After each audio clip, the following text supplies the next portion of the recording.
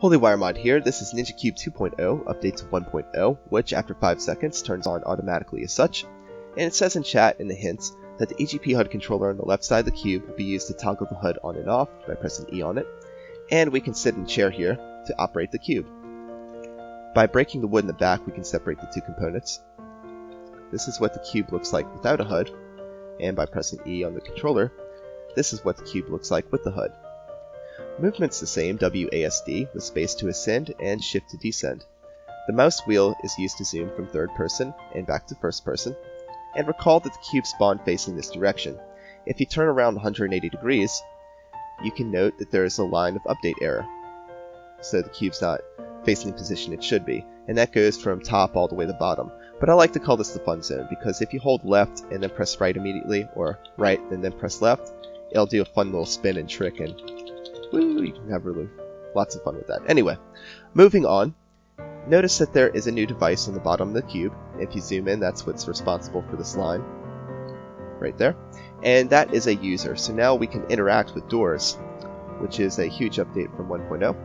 Just make sure not to get hit and smashed in between a wall, or it's really going to mess up your cube and you're going to have to respawn it.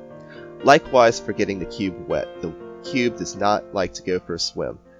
So just keep that in mind, or else you're also going to have to respawn it. So by using F, we can activate the flashlight, and recall that the flashlight will randomly generate a color each time. No specific reason for that, but it's just fun that way. And also, if we press mouse 2, we can activate the smoke screen, which can help for a getaway. And recall that in the smoke screen, wherever you look, the smoke will clear up. So let us go to the store real quick and turn the smoke off. Notice that the position in the top left corner is always updating accordingly, and that the timer on the bottom will update as well. It's not keeping real time, it's just more for show than anything. But let's call this elevator, and we'll go over sounds. So to cycle through the sounds, you press the Alt key, and we have a bunch of different categories. We have animals, breakables, combat, horror sounds, movements to really throw off people you're tracking, and even vehicles. So whenever taking an elevator with the cube,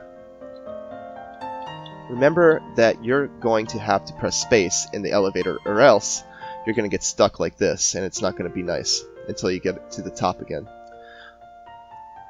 Other than that, recall that everything in this cube actually uses up battery. So smoke screen, plus the flashlight, plus moving around like this, it's going to drain the battery really quick. Now, when the battery drains, as you can see, everything just turns off, and everything being off permits the battery to charge at its fastest potential rate. This includes staying still. That'll also help your battery charge quicker. So, that concludes everything.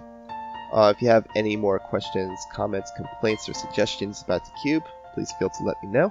And if you like seeing this content, feel free to like, subscribe, and share. And until then, I will see you in the next video.